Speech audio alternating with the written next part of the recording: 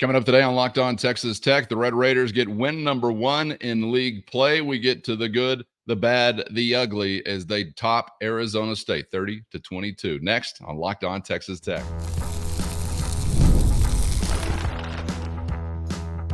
You are Locked On Texas Tech, your daily podcast on the Texas Tech Red Raiders. Part of the Locked On Podcast Network, your team every day. Great to be with you again on Locked On Texas Tech on the Locked On Podcast Network, your team every day, always free and available on YouTube or anywhere you get podcasts. With the only Chris Level, I'm Casey Cowan. Great to be back with you for this reaction episode as we look back to Texas Tech's win over Arizona State, 30-22, the final score as the Red Raiders start off conference play in the right way. And man, a whole lot to process from this ball game because there was some good, there was a little bad, there was a little ugly. You know, it was kind of like a college football game, Chris. But at the end of the day, you find a way to get it done. Some of the things we'll touch on this reaction episode, obviously some of what you were able to do defensively, really making a big hand for Texas Tech, and in some big moments, some short yardage situations, some fourth down situations where Texas Tech was finding a way to get off the field and get the ball back in the hands of their offense. We'll talk about some of those big turning points in the game. And I feel like there are less than a handful you can isolate it down to that if they don't go the way they did, then maybe Texas Tech doesn't get a win. And, of course, a sight for sore eyes. My leg was kicking like a Cocker Spaniel up in the booth as I watched Texas Tech ground and pound to seal a win with Taj Brooks toting the rock. But to kick it off, really, as I've already said, you found a way, Chris, because there wasn't a whole lot that was really coming easy. It was kind of a game that was missing some big plays for the offense. And I would even say defensively, aside from a big turnover that we'll get to, or a big takeaway that we'll get to, you know, it wasn't a take 3 day. You didn't collect a huge number of sacks. But at the end of the day, you find a way to win. And that's really all we're asking. They're not going to ask you how you did it. They're going to ask you how many wins you got when you get to the end of the year. And here's win number 1 in the Big 12 Conference. Yeah, man, I'll take winning and then having all kinds of questions after it all year long, if that's that's the way people want to play it. And you're right. It was kind of, I don't know, it was either businesslike or it was methodical. There's plenty to point to that you go, this could have been better. I mean, really a variety of things, but you did enough. And I think it was, Arizona State, I don't know how good they are, but I think they're just solid. I mean, there's not a ton of weaknesses. They're just kind of a solid, steady football team. It's a good defense you went against. I mean, they come into giving up only 62 yards on the ground. They try to play the run, but they also play that scheme where they play it way back, trying to, eliminate the big play and almost invite you to run it. It was interesting because I listened to Kenny Dillingham after the game going, we were determined to kind of take away the deep shot and invite them to run it by showing them some light boxes. And they took the bait, and some of it worked. Some of it didn't necessarily work at times. Because there was one time, a couple times I would say where you I don't know if that's a barren check to it or you're like, man, I've got to take what they're giving me here because there's 5 guys up here and everybody is 15, 20 yards back. But that's what Iowa State, kind of similar scheme. That's what they do. And it's like you want to, and then they all come crashing downhill. They pressured you some. There were some key points in this game that I thought were meaningful. I mean, I think, and I don't know why it's not, but I think when you talk about the take 3 deal, yeah, you pick off the pass C.J. Baskerville does on the very first drive for Arizona State, but the 3 fourth down stops, those are monster. Those are huge, and it was you contain their running game. I think you let Scattaboo get loose on a 66-yard swing pass, screen pass, whatever it was. He has a big number from an all-purpose yardage standpoint, but just over 60 yards rushing. And I think if I tell you that before the game, you say, hey, sign me up. And you forced Leavitt to have to try to beat you with his arm, and he couldn't do it. Now, if he is a bit more accurate, we're probably having a different conversation because there was plenty of guys that were loose, that were behind the defense, that were missed throws, underthrown, whatever, and he just kind of missed on the run a couple times and just wasn't able to deliver on target. But hard for me to just have a whole ton of frustration after an 8-point win at home when you win and you cover. Vegas, I think, when it kicked off, had you a 4.5-point favorite. And a lot of people will want to just point to, hey, Arizona State's just not very good, guys. Come on. But I just think it's a solid football team. And I think they've got some players that it's a whole bunch of transfer portal guys, a ton from UT, a ton from Colorado, and all those things. And I think that young quarterback of theirs will grow up and is going to get better as it goes. But the way that they play, they're going to be in a lot of games just because of the way that they play it. They're going to play in a lot of close games, just their scheme. And they'll hit some of those deep shots as the season goes along, in my opinion. But they've got a tough schedule ahead, I'll say that. But for Texas Tech, I mean, how about the Duda Banks blocked extra point? How about Mo Horn on some of those fourth downs and playing the run as well as he did? Like, these are kind of some of the sneaky performances that you get, where I don't think Mo Horn, I'm thinking more before the game, like, well, okay, now you're probably going to have to cover Jordan Tyson a lot. He only had 3 catches, non-factor in this game. But a few of the plays that he made and Chapman Lewis too. I mean, playing the run. I mean, these are smallish, normal-sized DBs that are sticking their nose in there and really doing some things. You had some drops on offense that I know, and maybe some misfires by Barron that you would love to have back. And it's funny, everybody hates the screens, but you scored on one for Josh Kelly. You scored on one to John Carlos Miller. Josh Kelly made a living on the swing screen passes or whatever. I mean, how much fun is that kid to watch? He's a machine.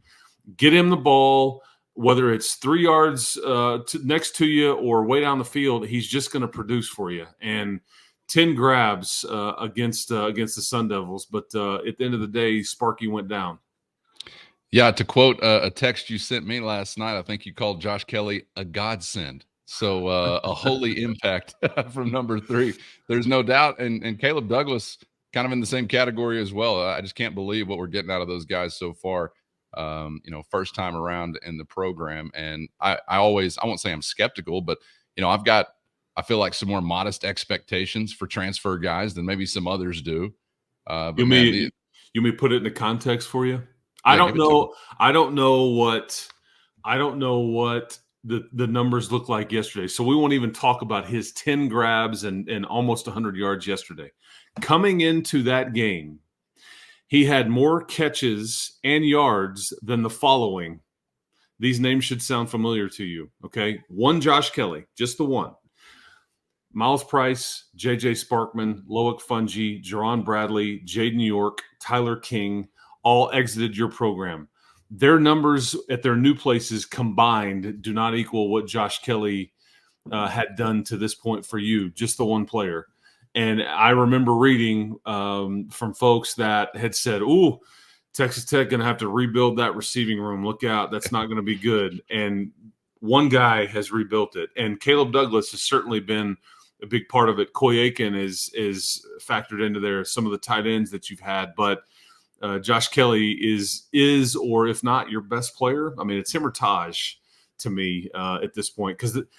And the reason I say that is what you're getting from them is the hardest thing to do in sports. It's consistent. It's consistently good. And that's what, we haven't seen the flashes and the ups and downs and things like that. You're just getting it every Saturday.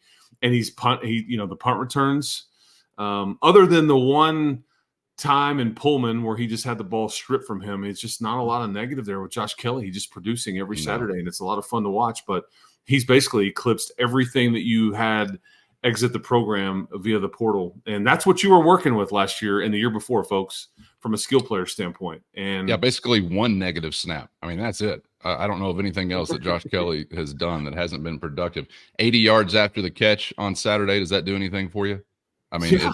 It's what we were hoping and wishing for all last year and throughout the offseason. And he's fit that bill. And sometimes he's turning nothing into something. I think there was one play yesterday where it was kind of an underneath screen or a jailbreak-ish kind of screen.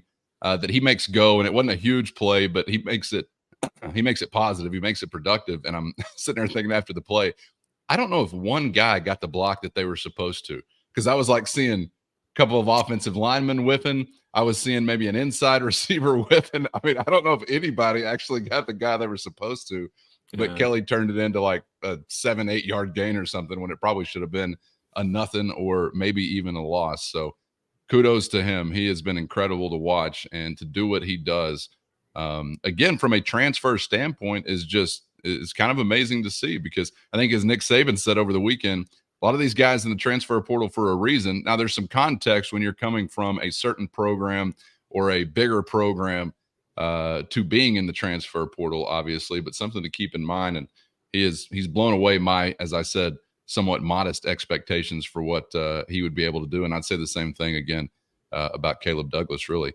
You mentioned some of those turning points, and you touched on some that are on my list. I mean, like I already alluded to, I think you could count about a handful or maybe a little less that Texas Tech does not win the game without. First, today's episode brought to you by Gametime. Never sweat buying tickets to your favorite event again with Gametime. It's always a breeze using the Gametime app, where you're going to find the best last-minute deals, and I love being able to scout out a view from any seat before pulling the trigger. And of course, you're always doing it at the lowest price, guaranteed. Gametime has deals on tickets right up to the start of the event, and even an hour after it begins, which means you can finish off that final brat, that final beer, at your own pace at the tailgate, because Gametime is the place to find last-minute seats to any event. Gametime gives you the fastest and easiest way to buy tickets, but not just fast, also secure and simple to use. So right now, download the Gametime app and create an account and use our promo code LOCKEDONCollege for $20 off your first purchase. Terms do apply. Again, create an account and redeem our code LOCKEDONCollege for $20 off. Download the Gametime app today for last-minute tickets at the lowest price, guaranteed. You mentioned some of the fourth down stops by the defense, which, by the way, I thought some of Arizona State's play calls in those situations were sort of bizarre and maybe a little too ballsy for what the situation called for, but that ain't our problem. But you also have the CJ Baskerville takeaway early on in the game that almost essentially provides the separation that wins you the game. I don't know where you are without that, even though it was very early on. Obviously, those things make an impact throughout the day. And then some really clutch kicking, I thought, from Gino Garcia and Reese Burkhardt that helped seal the win. I think Garcia had 2, Burkhardt had 1, all from 30, 39, and 40, if I'm not mistaken. You and I were texting about this last night. Just still kind of wild to me that we're in this rotation this far into the season. That's wild enough. But the second layer to it is they're still being successful within that rotation. It's like, all right, now it's your turn to come in and be clutch. And I'll be damned if they don't go in and be clutch. So kudos to those guys as well. We're going to be giving a lot of kudos, I guess, after you win a conference game anytime. But those were sort of the turning points to me, Chris, that I feel like obviously everything adds up to the result that you get. But without those 3, 4, 5 instances, I mean, you're not winning the game. So credit to Baskerville, credit to the defense in those fourth down or short yardage situations. And credit to Reese Burkhardt and Gino Garcia. And maybe we throw in Kenny Perry for some credit as well, because that is an atypical situation they are functioning within and functioning well. Yeah, and Kenny Dillingham after the game, he talked about it. He's like, man, if you take away the first 8 or 9 minutes of the game, we probably win or we're in good shape on how it works. But to your point, I think that's stated. And we just can't forget – none of these games are, rare is it you're going to get the masterpiece, man, on a Saturday. I mean, it just and what was the number we gave a lot in the summer? 42% of Big 12 games last year were played within one score, and that's what you get here. It's an 8-point win. That's a 1-score game, but that's just what you're going to find yourself in, and so they're going to be about key moments and. They went your way this time, you hope that they continue to go that way for you. The kicking thing is just, I don't know if it stresses Kenny Perry out, because I think he's got confidence in both guys. It's the damnedest thing I've ever seen. And I don't know what you're supposed to do about it now that you're to this point. because I mean, what you've been doing is working. Because think about those kicks; those are 3 actually very pressure kicks. One of them is at the end of the half, and I fear that if you don't knock that one in, although that was the shortest one of the 3 makes, that's a momentum change going into the locker room. And Arizona State's going to get the ball coming out of the locker room. The other 2 are in the fourth quarter, and it's a nip and tuck game, and you can't quite pull away from them. You can't turn it from a 2-score to a 3-score game. You were just trying to keep them at arm's length. But both of those, I think one of them was like with 6 and change to go. The other one was with, I think, 11 and change to go in the fourth quarter. But those are extremely meaningful field goals for those guys. But good for them. I mean, I guess here's the thing. I guess my wish now is that I hope that this is the way it's going to be the rest of the year, because that means nobody will have lost it. And what's going to take for somebody to lose it is for somebody to miss. Right. So continue on, kind sirs, with the kicking competition. I mean, it's at this point, it's going to be impossible for Kenny to go, you deserve it over you kind of thing. That's just not where you're at. And Reese has consistently been the kickoff guy. Gino's got this year in games, and then last year, and then I guess Reese has just done so well in the offseason and now during the year. So Gino has earned the right to take that first kick every game. And I think Kenny has stated this. Hey, man, if somebody goes out there and misses like a 50-plus yarder, it's not going to be decided one guy over the other on something like that. And you could get into some weather or a bad snapper hold and all that. We'll just kind of have to see how it goes. But right now, man, it is stressful to me as I'm watching these guys kind of alternate, because I don't want either one of them to blink at this point. I mean, that's just that's the beautiful thing about good field goal kickers is you're not asking any of these guys to be like some of these NFL dudes and make 56-yarders. Okay, nobody's asked, but what makes a really good college kicker is when I know I'm gonna get the 3 when I should, which really is 40-ish in. Those should be gimmies. Those are makeable, assuming there's no wind and weather and all that kind of chaos. But if you can give me that every time, I can't ask for much more than that. Yeah, no doubt. I ever seen anything like it? I can't really remember a season. I want to say we're only a month into it, but then I also want to say we're a month into it. So I don't know which one of those is more true, but it's just crazy. And again, props to both of those guys for when their name is called. They're like, all right, ready to roll. And well, if anything, you've got depth there. I guess so. Yeah. I mean, I guess so. Let's flip to the defensive side of the football, Chris, because I thought they really came out playing with a fire that was great to see. And I know we've got that big matzo ball hanging out there as far as what they allowed to the Washington State quarterback a couple of weeks ago. But if I could just push that matzo ball out of my mind for a moment, I really feel like post week 1, we have seen a decent response from these guys. And of course, there have been some times where they've been shorthanded. Again, we're that way over the weekend without Braylon Lux in the mix. We'll get a little bit more into Lux's absence on Monday's episode of the show. But I loved what we saw from the defense. I thought they played really tough. It wasn't perfect. I don't even know if it was pretty, but you had 3 turnovers on downs that were forced there from Arizona State. You get the takeaway from CJ Baskerville that we already mentioned. And I think they're just playing tough. And I'll credit Tim DeRuyter and all those guys involved there. And it maybe does kind of look like what we described this offseason. A defense where I don't know if you're going to have anybody wind up on an all-conference list or anything like that, which could make for some tense times.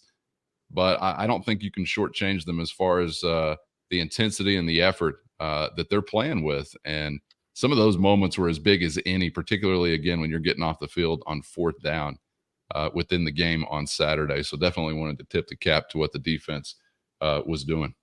I think 3 for 15 on 3rd down, or 5 for 13, something like that for Arizona State. Yeah, you knew this would get better with some guys coming back and just some of their youth gaining some experience. Not that, because you're still looking up and you got a whole bunch of sophomores and below out there playing meaningful snaps. And one of your older guys, as you mentioned, in Braylon Lux, one of the oldest, one of the most experienced guys, was not out there. And so you have a guy like Macho Stevenson with his first start. But I think we can at least say this. First, today's episode brought to you by FanDuel. And NFL fans, you can start this season with a big return on FanDuel, America's #1 sports book. Say you're watching the game, you get hit with a hunch, an instinctual calling. Well, you can check out the latest stats, view live play-by-play, and so much more on the same page where you're going to place your bets to keep up with everything going down in real time as you submit that slip. And right now, FanDuel is going to get you started with $200 in bonus bets guaranteed when you place your first $5 bet. That's right, $200 in bonus bets guaranteed with only a $5 bet out the gate at FanDuel.com.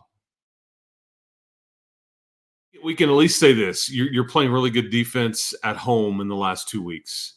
The first week and week 2, for different reasons, were frustrating for everybody. I think the player, coach, fan, podcast hosts, whatever.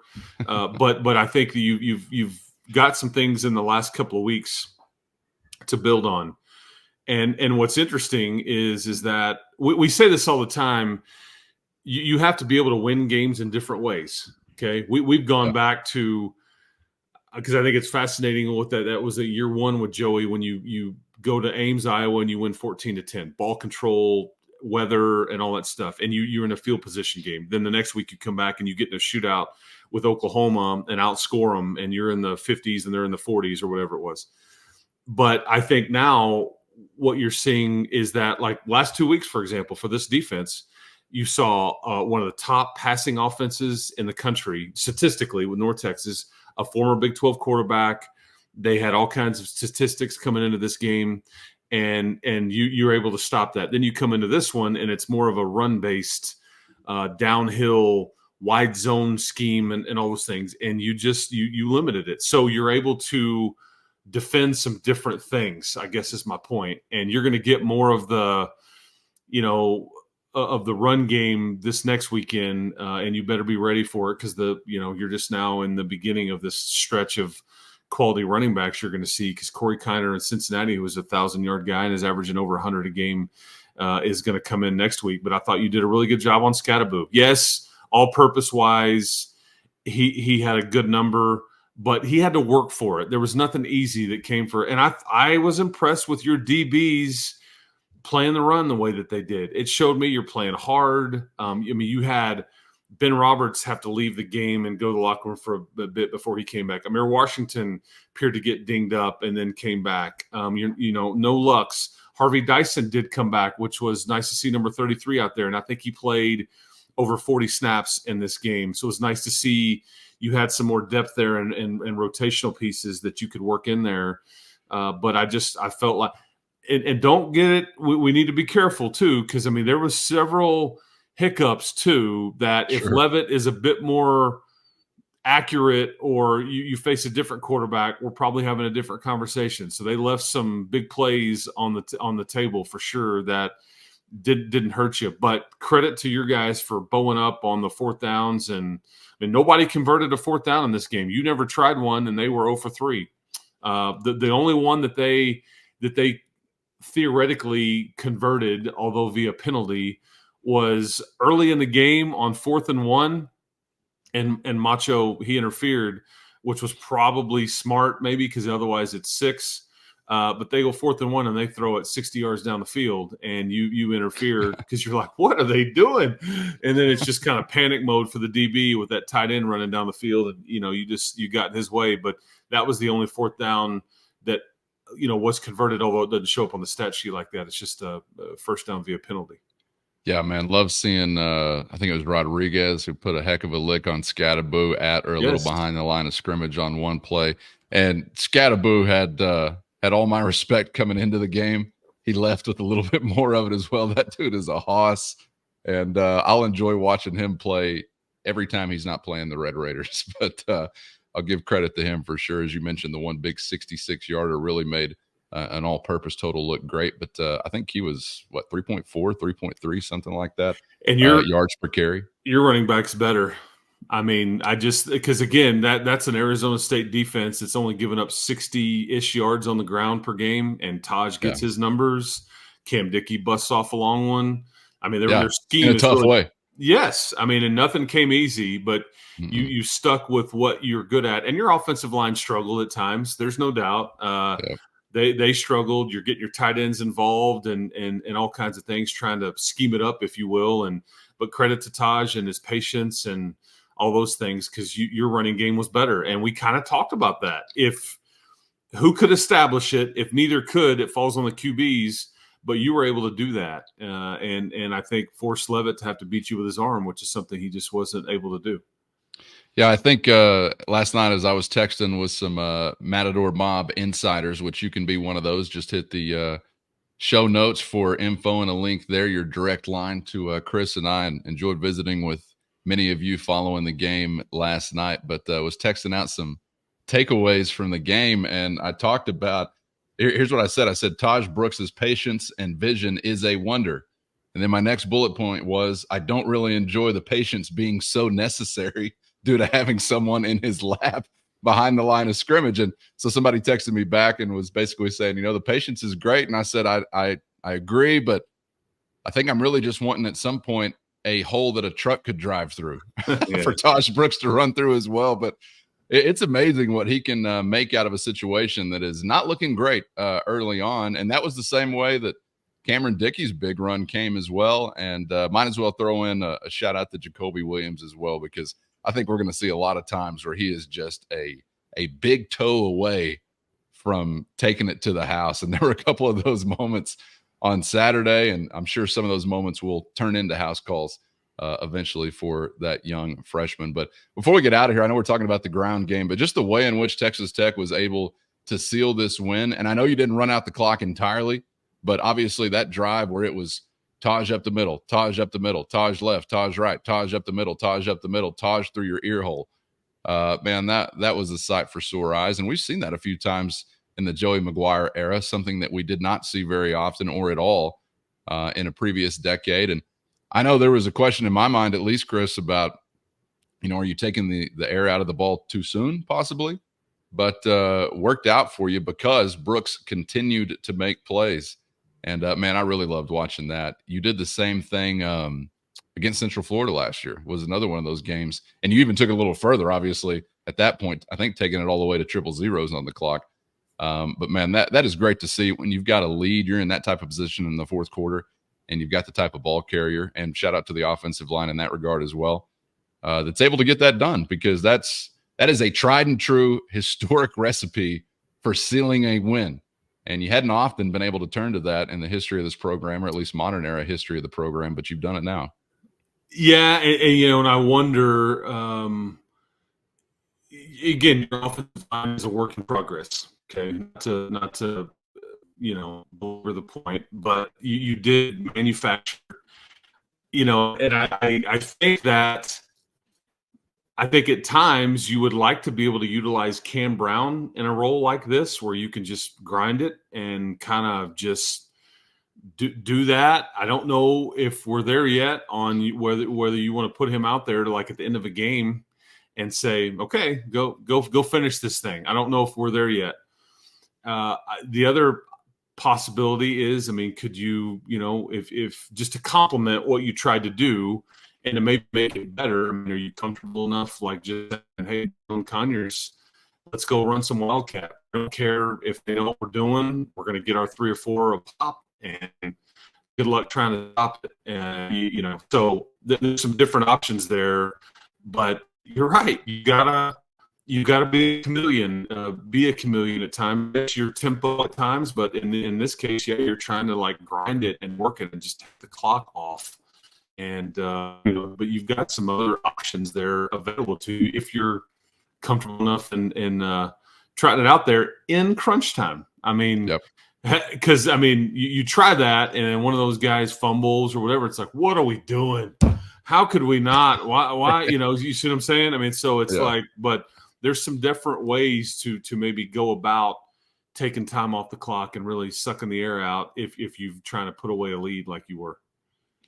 Oh, man, I enjoyed talking about a win like that as you kick off Big always. 12 play with win number 1, 600 in the history of the program. That's the win you collected on Saturday. I saw Texas Tech tweet out that was the third most for any program founded after 1900. So doing some heavy lifting in a fairly short amount of time, at least college football history wise. So congratulations to everybody that's been a part of reaching that point. It is a great thing to see. And we're going for 601 as Cincinnati comes to town next weekend, fitting the description of the next potential victim. Chris, appreciate the time this weekend.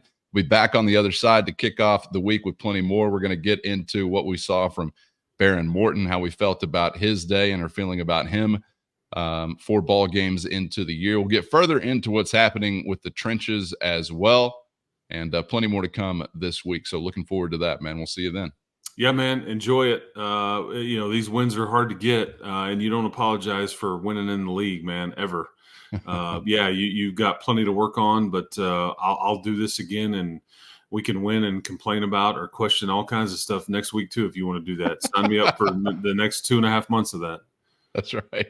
Appreciate you guys for being out there. Again, if you want to be a Matador Mob insider, hit the show notes, find the info and the link there. You can get a free 14-day trial to try it on, see how it fits you, or also on our X page at Locked On Tech. And appreciate all those who are subscribed on YouTube or anywhere you get podcasts so you're never missing an episode. Get that way if you aren't already, and hop on the roller coaster. We hope to see you back for the next round on Locked On Texas Tech.